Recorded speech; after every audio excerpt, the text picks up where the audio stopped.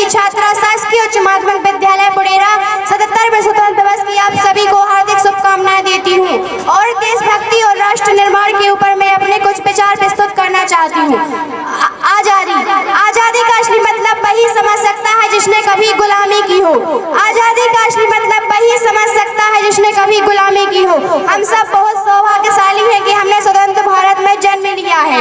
आज अपने भारत का इतना स्तर नहीं है कि कोई भी व्यक्ति लड़ जाने को नहीं कहता, मिट जाने को नहीं कहता, बल्कि मेरे विचारों में कोई व्यक्ति अपना काम पूरी मेहनत, पूरी लगन और पूरी ईमानदारी से करे तो वही सबसे बड़ा देशभक्त होता है। मैं नहीं मानती कि फेसबुक, व्हाट्सएप और इंस्टा के डीपी को 3 रंग में रंगना ही देशभक्ति होती है।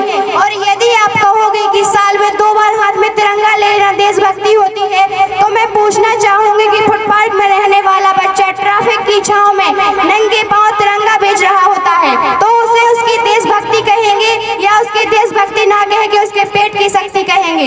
लेकिन एक देशद्रोही से ज्यादा इस देशभक्त की तब आहट होती है जब एक बेटा अपने बूढ़े माँ बाप को वृद्धाश्रम की चौखट पे छोड़ आता है।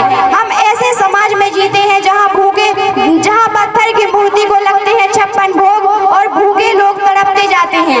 हम ऐसे समाज में जीते हैं जहाँ पत्थर की मूर्ति को लगते हैं 56 भोग और भूखे लोग तड़पते जाते हैं।